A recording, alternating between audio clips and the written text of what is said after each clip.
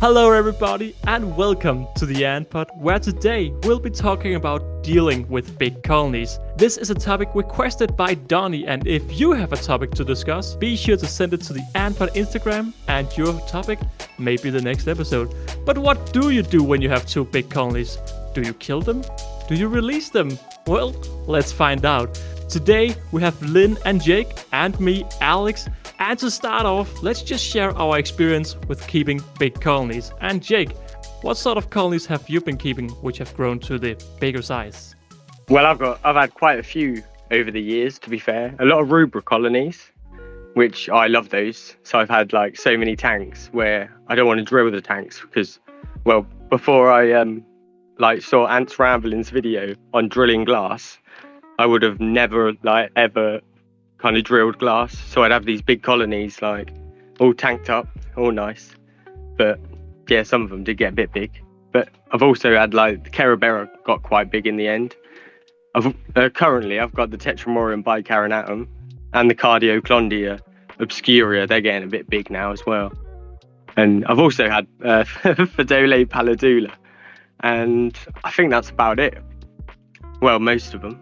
I mean, that's not a bad amount of big colonies. What about you, Lynn? How many and what sort of species have you kept that you would consider big? Well,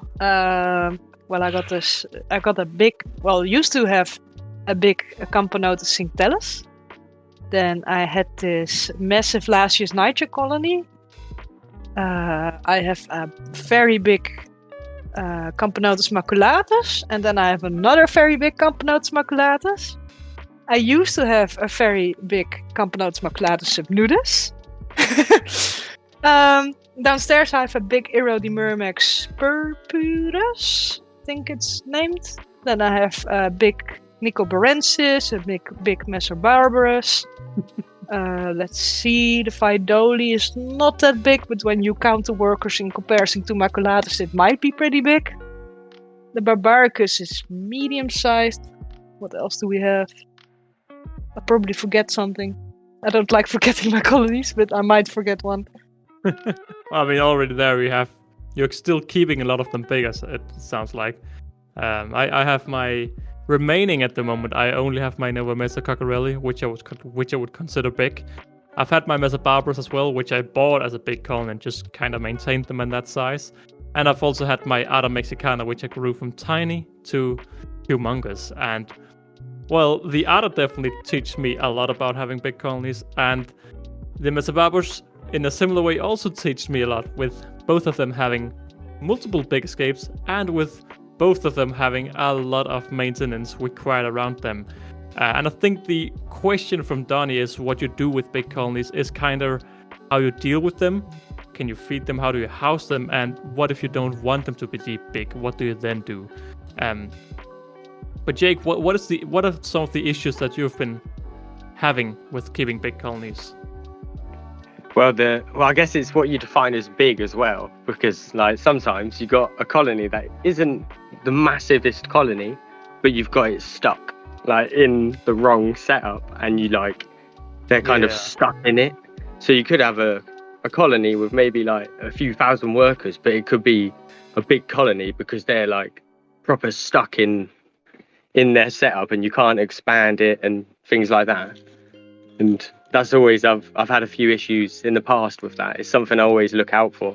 I remember when I was watching you grow your atters as well, having gone through a few colonies that had got way too big. It was Oliver's gonna learn some stuff soon, basically. Yeah. I certainly did. I think what you don't realize is, as every new innkeeper comes in with this hobby, wanting to have a colony grow from very small to very big.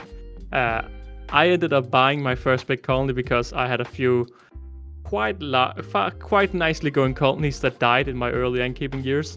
And when I saw this Mesobarbarus colony available, I just wanted to get them. I wanted to have a big colony. I couldn't say I'd grown them, but still very cool to have them. But as cool as it is, you suddenly realize the amount of time big colony takes, because nowadays, I mean, like you said, Jake, it's a little bit hard to define a big colony because my Tetsuroyum bicarinatum, I wouldn't consider them big at all.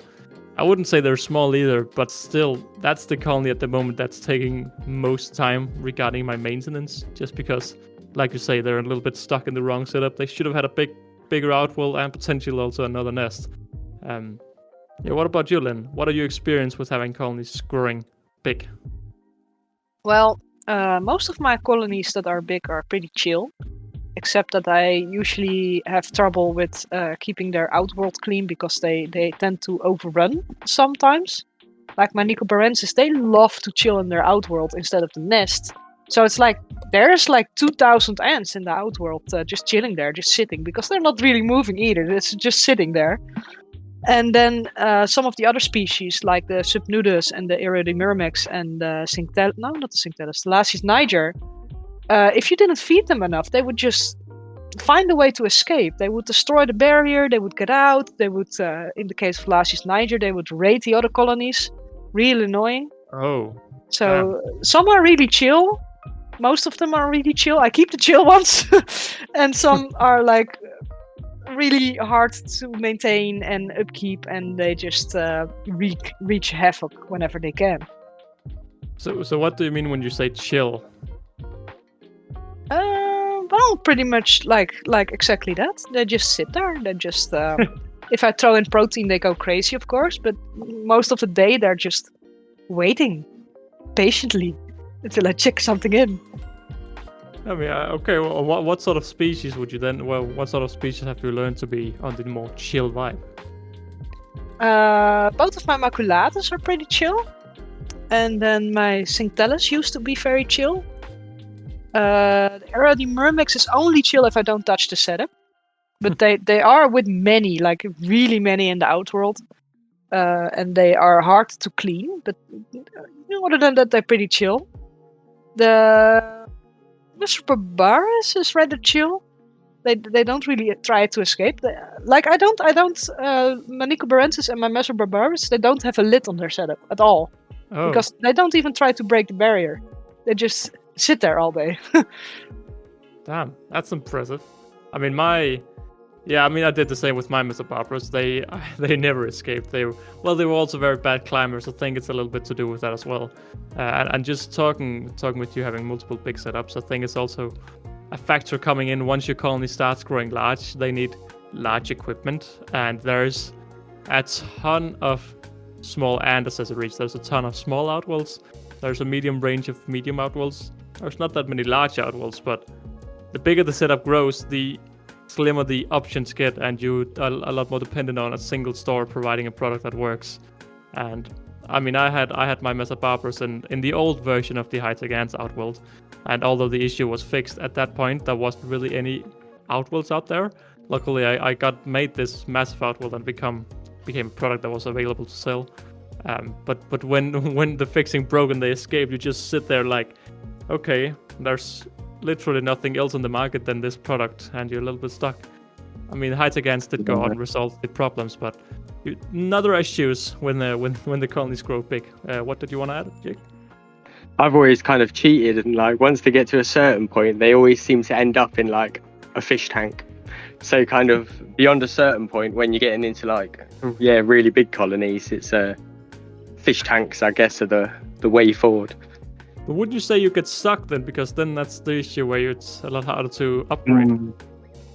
Well, not since I've learned how to that it's actually quite easy to drill glass.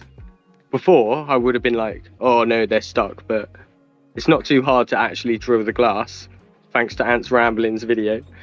Like, check that one out. And now I can expand them out, luckily, which has kind of made them really useful. Like, a lot more useful than a standard fish tank with no holes. Big shout out to Ant Ramblings. What's the main things you do when you're drilling in the glass then? I think you just gotta have a little bit of water like going over it, and it just kind of either lubricates it or keeps it cool, or a bit of both, and it just gently go through it and you're sorted. Just gotta be gentle and slow. I mean, I guess there's also glass drills you get, right? It's a special bit. Oh yeah, I should really mention that. It's like special like whole drill bits. Yeah. Yeah. And mean, I the think thing as is- well, or they might come a little bit different size to the glass drill bits. So they go smaller. So if you got like 13mm tubing, get a 12mm drill bit sort of thing. Yeah. Yeah, and then there's always the good old classic hot water trick. Put the tubing in some hot water and it becomes soft, and that's actually something I Mush feel it like through. you don't really hear about that anymore. That was like the golden trick back in the days, and nowadays I don't know if just because I don't see enough beginner videos, but I feel like that's not something you hear about too much anymore. But I haven't heard it mentioned for ages. yeah, by the way, guys, if you have a tube that's just too big, put it down in some boiling water for a minute and it becomes very soft and also very hot, so also be gentle. But that is the golden trick to creating an ant escape-proof setup, because, well, the tubes kind of expand into place once you put it in. Yeah. Jake, what would you say your experience have with keeping big colonies and like maintaining them? What would you say the issues you found to be? Well, with the Tetramorium, they're just grubby. But with other species, I guess if you're lucky, they'll make a trash pile. What do you mean when you say grubby? Oh, terrible! Like they don't make a bin. They're just like, the world is my bin. So they just dump it everywhere. Whereas messers and stuff, I've always found they're a little bit better. Although they're quite messy, to be fair. They like to move their junk pile half the time, and yeah. But they do make a junk pile or like a garbage patch, which it does make them a lot easier. But I just pull out my pooter nowadays and hoover them up with the USB hoover. Yeah, exactly. That is the golden trick. USB hoover, trash pile, put in a separate container, sort out the ants. That's it. That is just, any ant keeper should have a hoover just for that. I mean, any ant keepers with big colonies. But would you say your colonies have been under control, or have you ever had them kind of grow too fast and lose control over them? Oh, I've had all sorts. But well, the Paladula, they definitely went out of control, and they faced the consequences as well. That sounds so bad. I am a bit of a monster, but I'll get to that in a sec. But yeah, they grew like so fast. It was kind of like, oh, I'll get some Fidole in summer of, I don't know, 2021 or 22, and thought, yeah, I'll get some Fidoles. And by winter, they were kind of chucking out elates and everything. And I just like power feeded them for a bit. And in about March, like they were getting some serious numbers, and I was like, I'm going to stop feeding you now. Like, basically, all you're going to get is, like, water and maybe the odd bit of sugar. And I put them on, like, the strictest diet I could. And their numbers just kept going up and up and up and up. And I managed to kind of keep them contained they were stuck in a fish tank, basically, as well. So I couldn't get them out into another setup. And it also had cement in the bottom of the fish tank. Like, if it was dirt inside of the fish tank, I would have been okay. But no, I decided I'm going to pour some concrete onto the bottom of it, and they got round and underneath the concrete. So they were living under there. So I had like, there's nothing I could do to actually kind of relocate the colony. So, well, they just kept growing and growing. And after about 4 mass escapes, they kind of started, well, they just overwhelmed any barrier. Like in a few days, like most ants, you can leave the barrier there for like months and nothing happens, whereas they were wearing it down like proper fast, and they'd be out, and eventually they properly blew out, and like everywhere in the house was full of ants. And I decided, like, I can't do this anymore, sort of thing.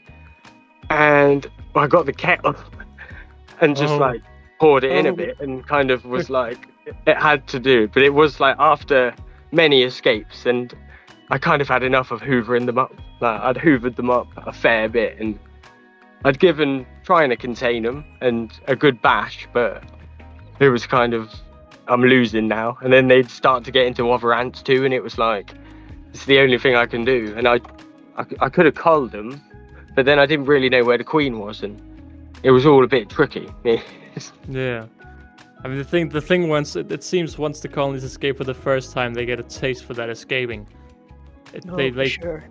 Yeah, taste of freedom. I mean, just look at Ants Hood. Ants Hood did brilliantly with his fire ants by showcasing every step of their way, pretty much. He showed that there was his Solenopsis geminata. He showed from the first day he got them and how they grew, and they were just charming. And he didn't get, why is there all of this negativity around them? They're great. And they were just so huge when they had their first real escape. And over like a month or 2 months, I can't remember how long it was, Ants Hood also did, we had him featured on the Antpod back in episode around 14, 15-ish, where he told the full story, so go ahead and listen to that if you want. But yeah, they kept escaping, and he kept hoovering them up, and hoovering them up and returning them again. But in the end, he was just a broken man. That colony broke him, it seemed, because they just kept escaping. He siliconed it, he used hot glue, everything just didn't work. I was just going to say, it does get to the point after they've escaped like a certain amount of times, and it's just like you are just defeated, and then it's kind of, you've only got like, well, Hood was lucky because he could send his off, which was quite good. But if you got him in the wrong setup, you've like messed up bad then. And then you gotta feel bad. If I were to have a colony grow too large in my vivarium, the dirt setup, that wouldn't. I mean, there's only one way to get that colony smaller. That's not by sending it on to someone else, because I can't move that. Yeah. Although luckily you've kind of got an auto culling like setup, I guess. Because if the ants get high enough, surely some of them might like drown in the water or something. That's what I'm counting on in some of my setups. Like if you get too big, like you'll push each other into the water, sort of thing, and the population will stabilize. Yeah. I mean, the thing, except for if there's not a running water, the water becomes stagnant and the ants can just walk on top of it. That's something I'll get into. I'll get into that in a minute. But Lynn, first of all, have you ever had colonies like kind of grew out of control? I think I pretty much covered it. Oh wow! So the last year's Niger did that, of course, and it was escape after escape and after escape, and like you said, once they have a taste of freedom, they won't stop until they escape again. And at that point, I was sick of it, so I actually got rid of them. And the Subnudus had it at the end when I was keeping them. I had to move them a few times, and they also they became really chewy. So they started to chew on absolutely everything. And I bought this brand new big Wakushi Generation 3, the large one, the XL one, whatever. And nothing remains of that nest. Like, it's only the 3D printed shell. Everything inside is gone to bits.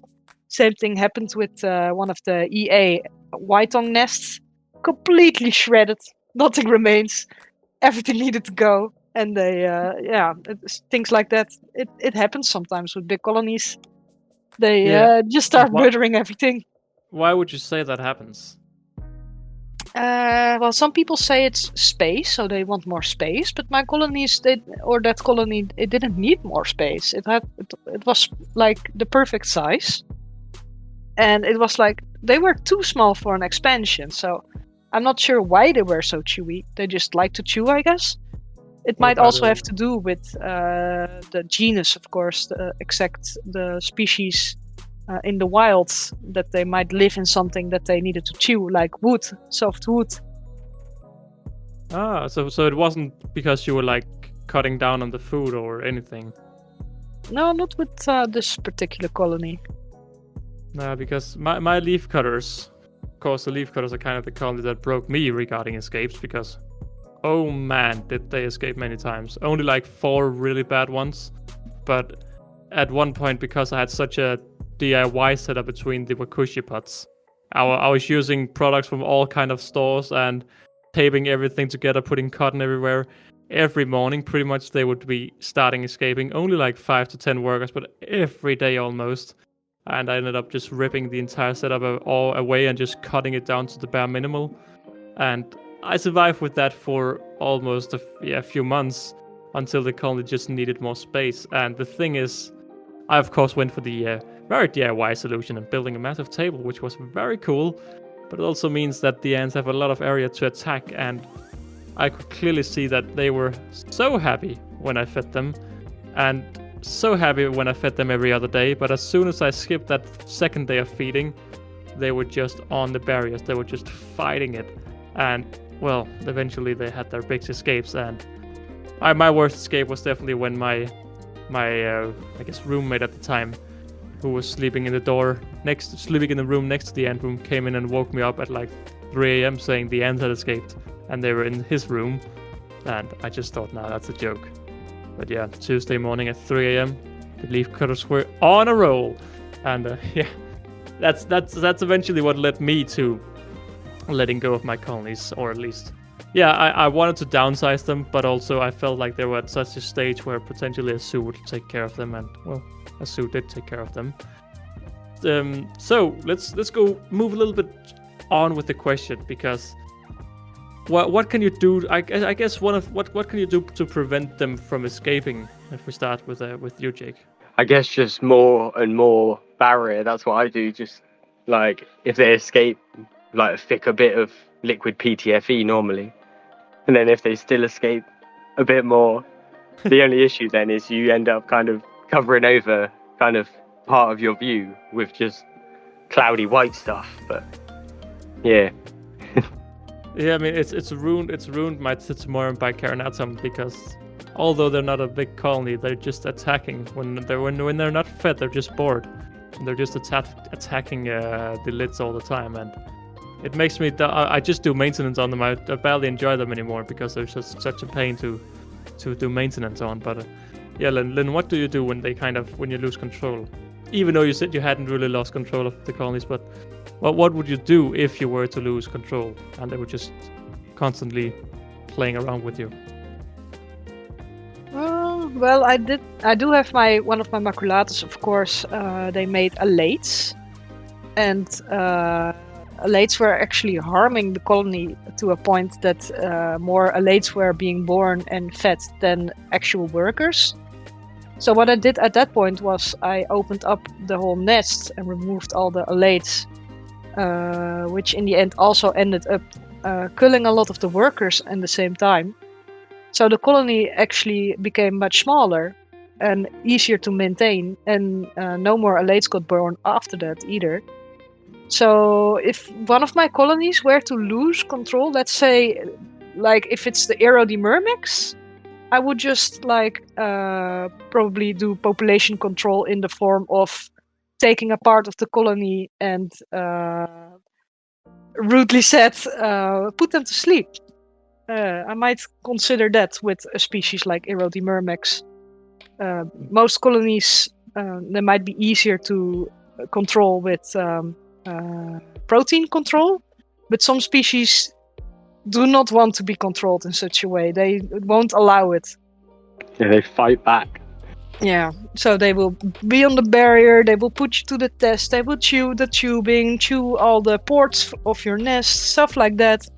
And at that point, the colony is no more fun to keep. So while it sounds really bad when you say it like killing a part of the colony, but in the end, it's the stress of trying to contain a colony that doesn't want to be contained because it grows too big. Is it worth it? Yeah. I mean, I can't. It sounds so rough, but I agree. I mean, my leaf cutters, when they escaped at those days when it wasn't fun, of course, sometimes I went with my little keyboard hoover and picked them up. But when they had the massive escapes, I turned off, and my day was ruined. I was gonna spend the next many hours sucking up ants with an actual hoover and just taking a part of the colony and just removing it. And the colonies after that, because you took that too high population away, the colonies always became a lot more joyful, because you took that. They had been fighting the barriers and fighting the barriers and fighting the barriers for months at the time, or weeks at the time. Suddenly they would just escape, but once they had that population removed after the escapes, they would become a lot more manageable and a lot more fun again. But the thing is, just like you say, Lynn, some colonies are just not meant to be controlled, and I think it's also I think a lot of ant keepers will be surprised about, especially from talking with people who've neglected their ants for a long time and just fed them the bare minimum and forgot to feed them and all of this. Ants need barely nothing to survive.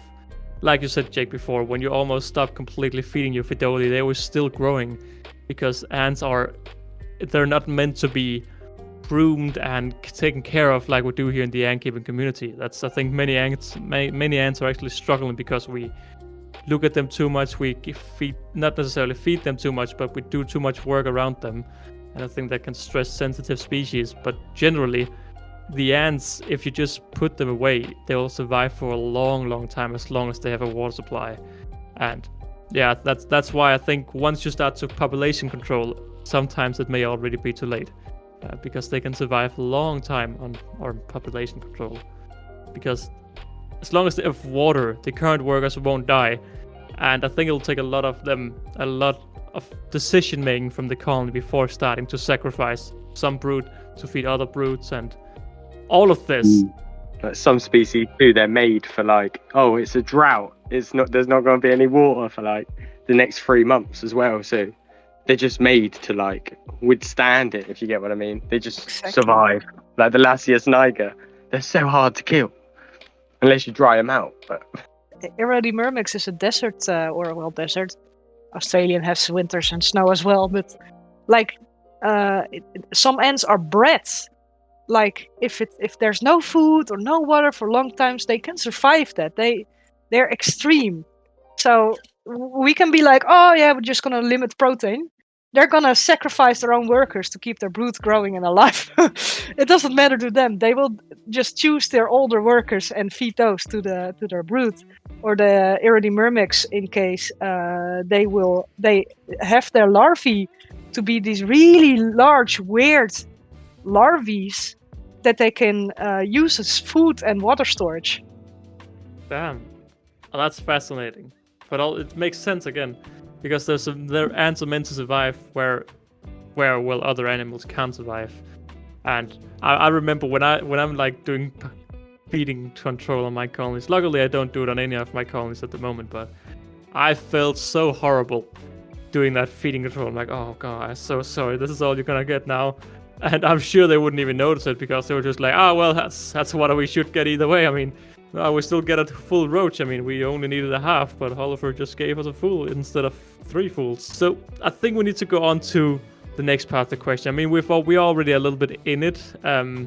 We have a little bit said how to control them, but yeah, what do they do? What do you do when they just grow too big? Is there something to do other than just taking a part of the colony, just relocating it? Oh, I've got a whole list of this bit. So there are 2, 4, 6. I think there's 7 or 8 options, I guess. You can sell them to someone else. Yep. You can destroy them, i.e.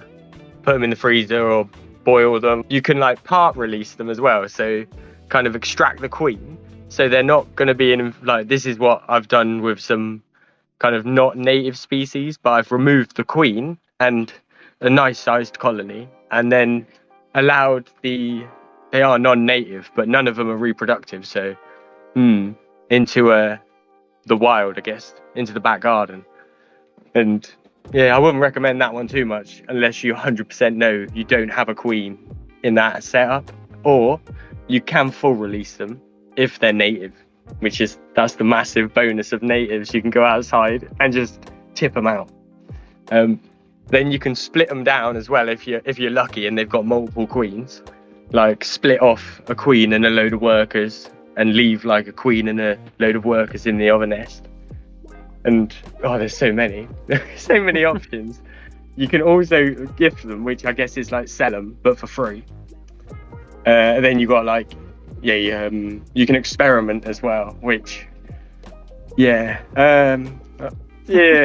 think I've done a few, but it's when you've got a colony that's kind of big enough, I guess, or got excess workers, you can experiment on them in nice, humane ways.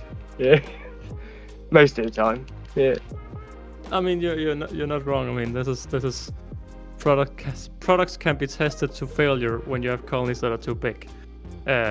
So when you have colonies, that's where you can really test them. But I think you're very right with some of the points. A good example, like you also said, you could very easily just sell off a big colony, sell off or gift it to a friend. Like I gave my leaf cutters to the zoo, so that was I just kind of wanted someone to take care of them. I knew were able to take care of them, and I knew that had the budget to take care of them, and I felt like a zoo that already had leaf cutters were the right decision.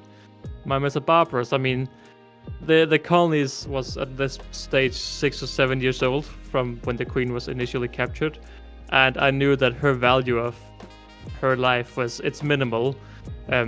I don't know, she may be able to live for many more years, but I also didn't want to sell a colony very big to say, oh, this is a huge colony, buy them now, because I knew that they had a track record. So I pretty much just gained a little bit of revenue from the setups they were living in, because I just gave the entire setup away, because it's hard to get the ants out of the setup to move them. And I mean, again, it may depend very much from budget to budget, but again, I feel like once colonies are very big, it's mostly the product you're paying for. Well, with me, 2 of my colonies, I sold them to be milk cows, I guess, which I feel kind of bad about that in the long run. Milk cows? What do you mean with that?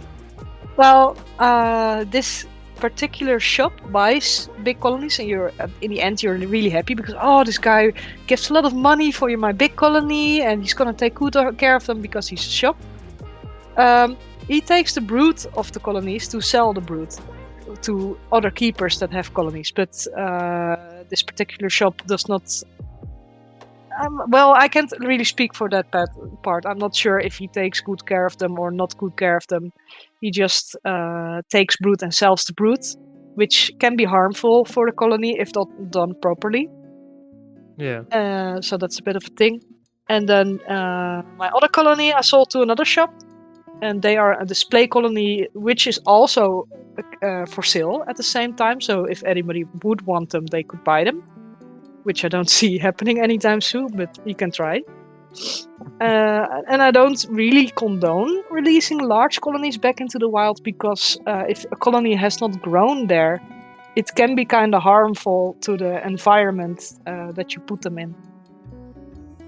Yeah, I think it's half and half. It's a big debate regarding how to release ants in the wild, because like you say. Yeah, because like you say, you can hurt the environment a lot because the environment is normally, unless you have a new construction site where all of the dirt have just been ripped off and there haven't been any nuptial flights and all the colonies have already been killed by all of this. Most of the time there's an established ecosystem, and when you just drop a colony, a small colony will most likely just be taken out by the dominant colony, because I think I can say this for sure. All areas in Europe, except mountains, have a dominant colony pretty much everywhere you go. You may not know what colony is the dominant one, but I think if you release your colony there, you'll see which one is dominant if you observe them very closely over a few days. Because I think, unless, like I said, it's a new construction site, there will always be the ecosystem, and either you will disturb them by sending a massive colony that can hurt the ecosystem, or at least change it. I mean, if it's a native colony, it's a native colony, but you may still disturb it either way. I mean, I'm not saying I'm any good, because I released my first ever ant colony into the wild, and I did it in February, so yeah, it was cold at that stage, so. And the worst thing is, as soon as I released them, I regretted it. I saw how massive they were living in a naturalistic setup. My first ever Lasius niger colony, and when I released them, I saw how much brood were hidden under all the dirt, and I just felt so. I was so sad, because I pretty much I haven't looked at these ants for ages, and I don't feed them, and I'm exiting the hobby. I'm throwing all my ant stuff in the trash. I'm not gonna be in this hobby anymore. And then I released them. I'm like, damn, they were doing well. And then a few months later, I really regretted it, because I joined the hobby again. And that's why never stop ant keeping. You can pause your ant keeping for many months without actually killing the colonies, because I killed that colony, and if I just paused it, I would probably have kept it because I would have started a few months ago or a few months later.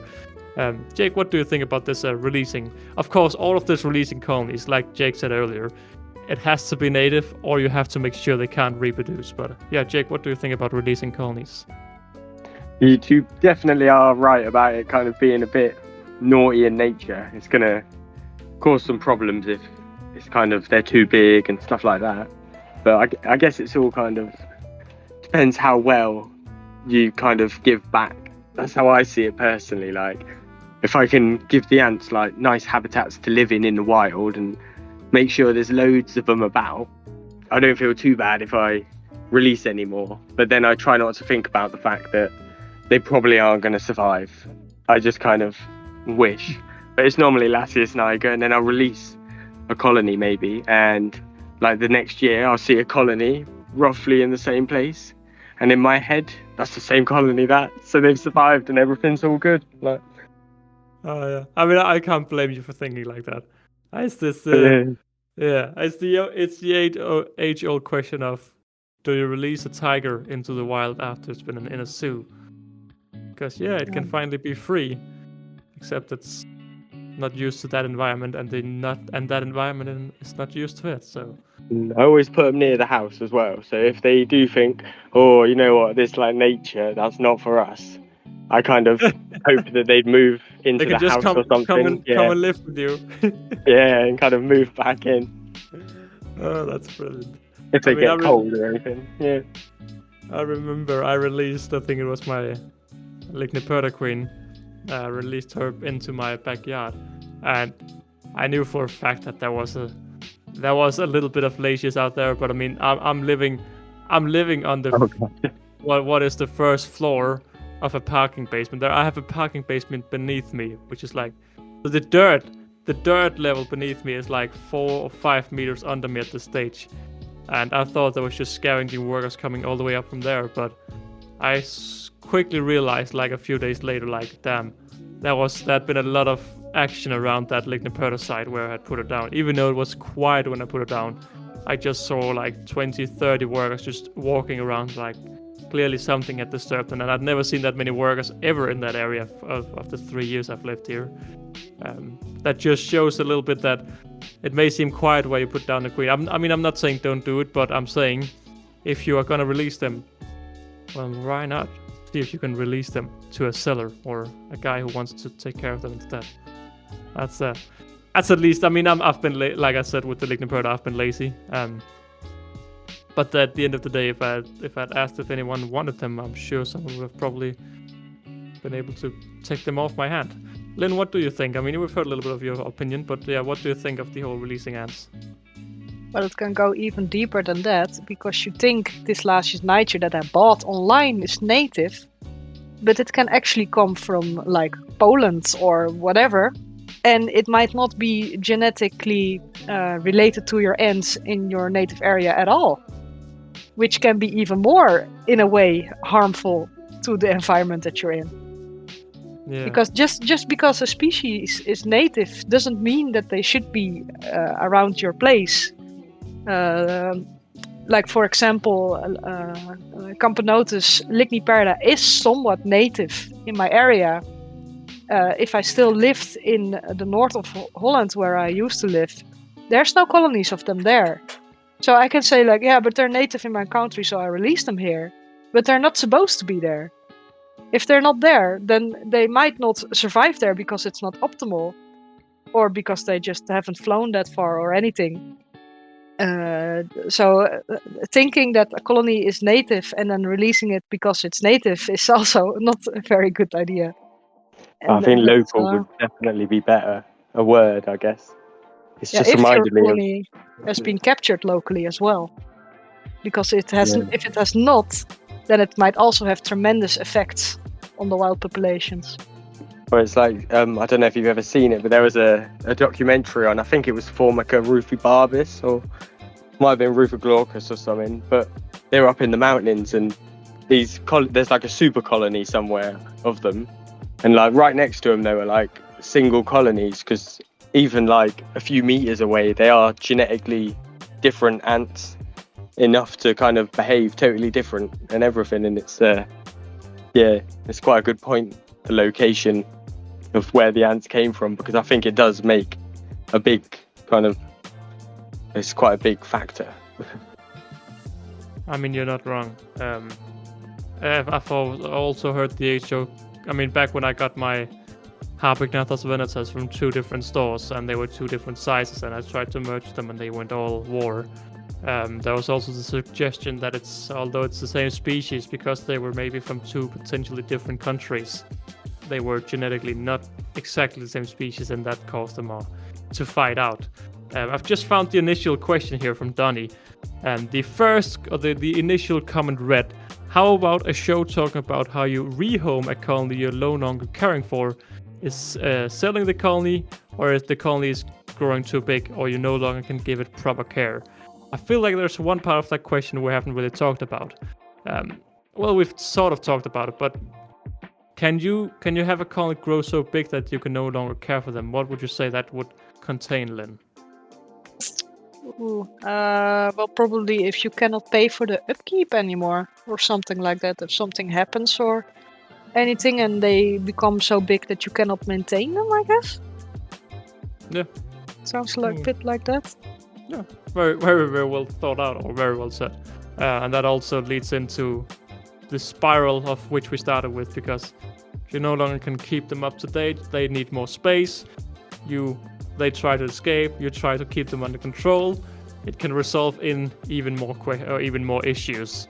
And to be honest, okay, guys, let's just start with Jake. Jake, what do you enjoy the most? Small, medium, or big colonies?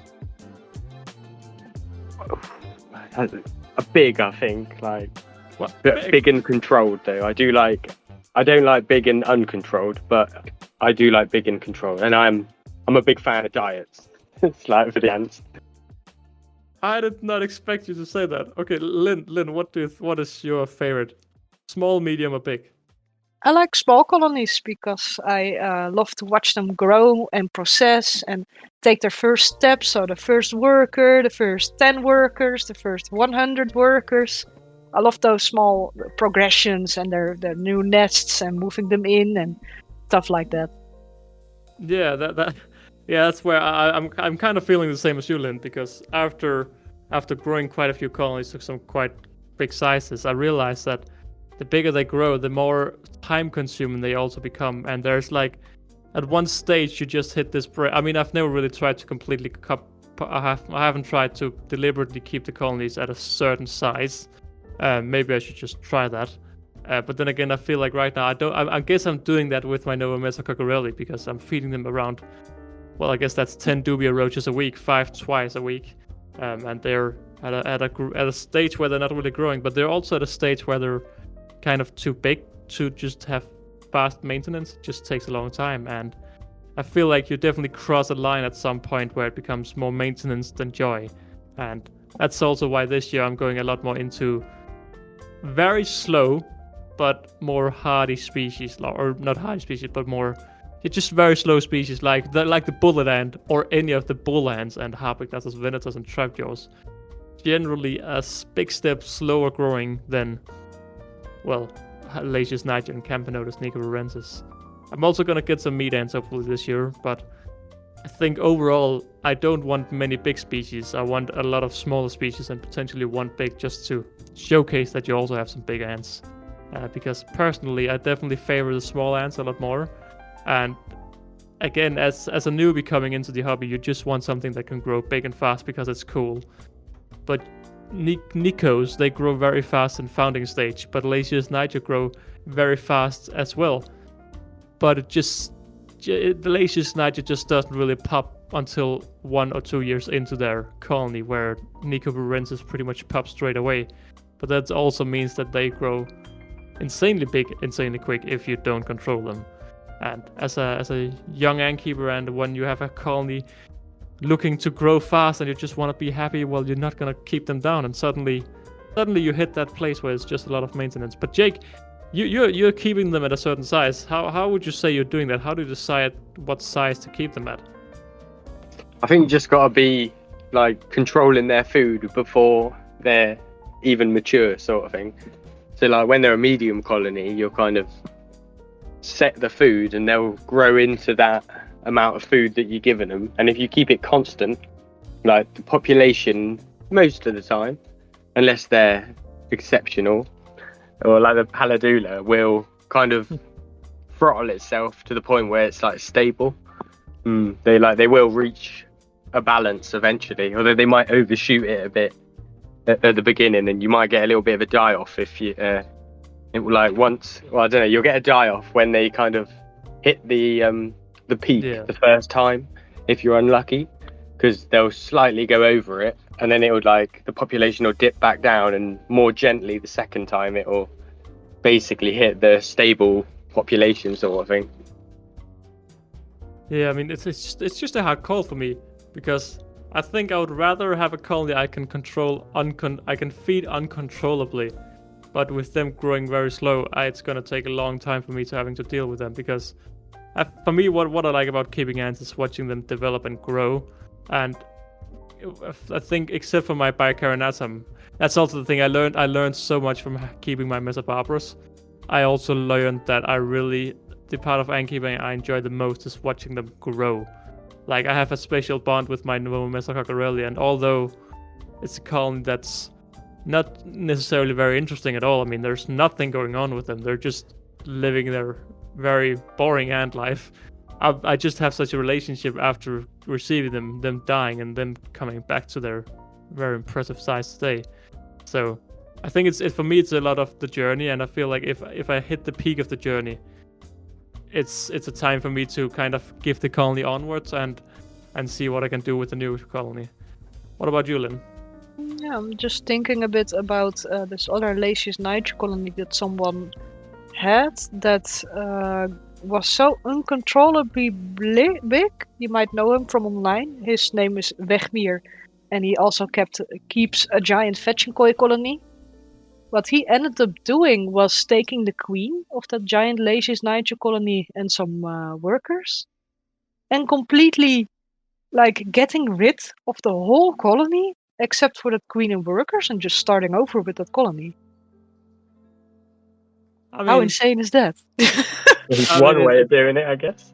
I mean, it sounds insane, but I actually did that with my Nikos, pretty much. I mean, I saved them from mites, but that's kind of what happened. But the thing is, I never really reconnected with the Nikos, because I had seen them massive and they were lovely. I loved that wooden nest they were living in.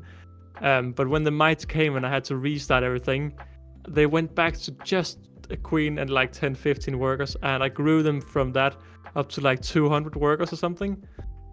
And after 200 workers, I just lost my connection with them. It's just kind of, okay, here we go again. Now it's just grow them. Like, I refounded them, they survived, and they also kind of stopped at this. I think it's very clear for many ant keepers that if you neglect the ants, they will most likely hit a pause in their life. Like, every time I get some ants or every time I have some colonies that are just not really interesting for me, even though I feed them and take care of them, that's always the colonies that seem to be hurt the most. Like, that's the colonies that seem to die from strange regions, and it is probably down to the fact that I don't read into them as much. So I just feed them, clean them, put them on the shelf. 2 days later, feed them, clean them, put them on the shelf, and the very easy species will of course just grow. But if it's a little bit of a harder species, that's where they sometimes just have weird death. And I can't say it's my fault, but I also can't say it's not my fault, because maybe there's been some signs. But I was meant to put this in a little bit earlier, but of course we also had some. I asked a question to the viewers over on the Antpod Instagram what they thought. Lynn, I don't know what to say about you, Lynn. Lynn just says she's just eating the ants to keep control of them. Eat them before they eat you. That's my catchphrase. Not a bad idea, especially not with those meat ants. Oh my god. They would probably taste so nasty. Oh. But looking through the comments, Oregon Ants Shop says, I released them, which is also something we've discussed a little bit today. I think releasing ants is very common worldwide. but I also think if it's possible to give them away or sell them, it's the better choice. But yeah, official crazy antic says reduce protein for a sustained period, which is also something we've discussed. And for most species, I think it's something you can definitely try out. Slowly dial down, and if they respond by not going crazy, you can dial even further down. If they go crazy, well, then you may have to take some bigger interventions to go in and control them. Stan says population control with a little bit of an evil face. Same with the Lynch comment. That was also an evil face after the same. And Ant Bay is all cold saying, deal with it. Lol. Or dealing with it now. Oh wait, hang on, he's dealing with it now. Oh, I read that comment wrong. Oh, so Ant Bay is dealing with this. Well, then this podcast is relevant for Ant Bay. And finally, I felt Aesthetic Ants is ending with a very good comment here, because Aesthetic Ants says give it to a fellow ant keeper or send it to a store, and I think that's what Lynn did to the colony that's now on display. I think you were referring to Aesthetic Ants, if I'm not wrong. Yeah, that's correct. Exactly, and it's a very good idea. If you have a physical store or you have, I mean, again, it's mostly down to the physical stores that will do this. If it's a private seller, they'll probably not take a big colony unless they will do the brood hosting, taking brood from the colony, which is 50-50 if it's a good idea or not. I mean you get rid of them. Make bank. That's the only thing. Yeah, I mean, you get money for them. Other colonies get help with getting brood boosted, but the colony you lose is the colony that's probably getting the most bad out of all of this. But yeah, I think that if you have a physical store, like in the UK, there's a few physical stores, and if you have a big colony, they'd probably love to take care of them, because big colonies are lovely to display. I mean, don't get me wrong, I love showcasing my Novomessa cockerelli to other people, because you can actually get an insight to the ants, and because they're big, it's a lot cooler. But I tend to like the smaller things with the smaller colonies, and that's what I care about, and not necessarily the normal, they have eggs and larvae, which is easy to see with the bigger colonies because there's a lot of it and stuff like that. So yeah, it's a very good idea from Aesthetic Ants to just give it to a fellow ant keeper or send it to a store. And yeah, with that, I think we've pretty much covered the topic. I swear we've missed the main. I don't know. What was his question again? Was it like how do you tip them Johnny, or something? How about a show where you can talk about rehoming a colony? I guess we haven't talked too much about rehoming. Well, we have. Rehoming. Well, I guess I was just gonna say, like, if you do want to send ants in the post as well, just like most nests, they're actually quite good for just sending and you like, I don't know, most of the time ants, if you send them in the post, as long as the weather's not too hot or cold, they'll do fine as well. Yeah, but, personally, I've just taken the whole nest, properly kind of bunged up the end, if you get what I mean, really securely, and just sent it off in the post. And I think that's something you can do. It's a little bit harder with an outworld, and you may just have to say, okay, the ants in the outworld, they're gonna stay. Yeah, rest in peace. They're gonna live out their life, fast or slow. And then the colony with the queen and the brood is the part that's shipping, because outworlds, well, except for the very few outworlds that is sent pre-built, like the Heitzegans outworlds, many outworlds are. I don't know who. Do you guys know anyone else who sends pre-assembled? Antantics have got some pre-assembled now. Yeah. But they're not that big, are they? It just doesn't matter. No, only about 15 maybe centimeters square or cubed. Either way, their outworlds are fragile in general, and if you put a big outworld in a big package, and someone decides to step on it, well, a nest should be fine, but an outworld will certainly not be fine. And then you have an interesting issue with the package, with the ants coming out of the outworld. But yeah, I mean, I think we've pretty much covered the. You can no longer care for them. It's recommended to sell them or give them away. And if you can't take care of them, well, if you can't give them the proper care, well, if you can't protein control them, you're gonna have some issues. With that, I think that's been it for this episode. So, Jake, have you ever thought about giving up a colony? Well, I guess you have, because you've talked a little bit about releasing them. Yeah, it's like kind of before my current Mesobarbarus pair, I had another like 2 Mesobarbarus pairs, and as the colonies grew bigger and bigger, I kind of gave one away. I think it was the first AntCon, and then not long after, like somebody was like asking about kind of more colonies or something, and oh no, she'd lost one of her colonies, so I was like, "Do you want this big colony here?" Like they're all ready to go, so I like gave the other messes away as well. Yeah. And that went really well. Like they all survived well, and yeah, now they got new homes. Yeah, that's the thing. You can get some happy stories, like this Danish guy who's getting my Carinatum.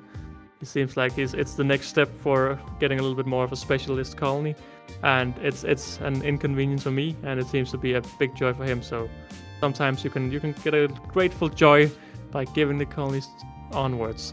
So what would your final thoughts be, Jake, regarding today's topic? Definitely gift them on, and kind of just think to yourself like, wow, these ants are going to go and live like an excellent new life, and kind of everything that's amazing when you are watching them grow and looking after them.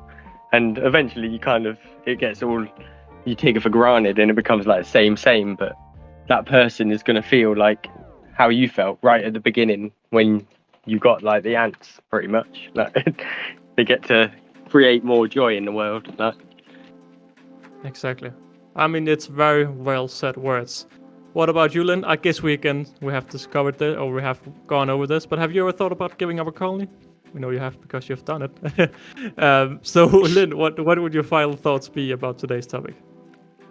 Yeah, when you're trying to get rid of a colony because it's just becoming all too much to take care of them and there's no longer joy or whatever, it might seem easy to sell them for money, but it's not always worth it because you might just not get the money, or people won't buy it for the money or whatever. So don't be afraid to just find a good ant keeper that really wants the species and just give the colony to them. As weird as it may sound, you will make someone very happy with the actual ants. Yeah, once again, very well thought out words. That's the same principle I went with for my colonies when I gave them away. I want a little bit of money perhaps for the setup if it's a bit big setup, but the colony itself, that's not the one I want money from, but it's more the investment in if you have a big setup. I think for my final words, I would say pretty much the same thing. Think twice before releasing a colony. Maybe just keep them a week, put it online to see if there's someone who wants them, and there will probably be someone interested in getting them. And again, if there's no one out there who wants them, try to reach out to a store.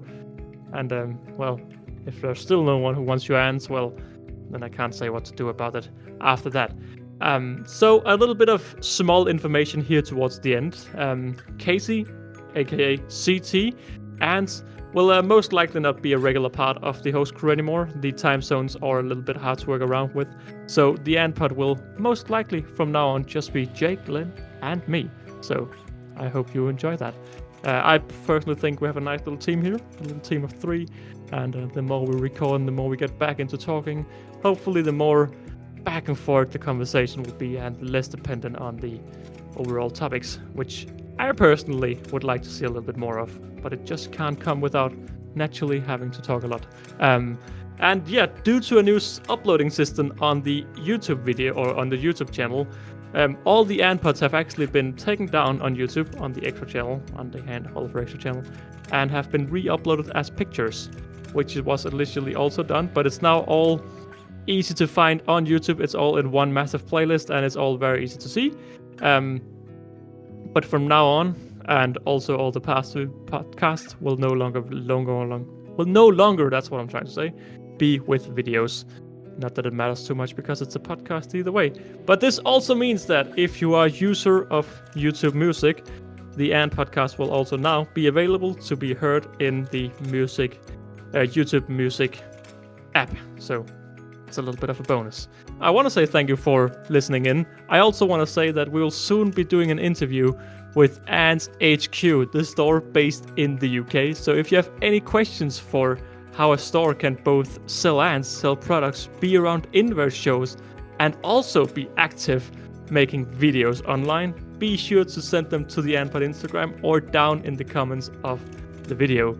And hopefully we'll get Ants HQ on the podcast in 2 weeks' time-ish, and we'll hear all your questions answered.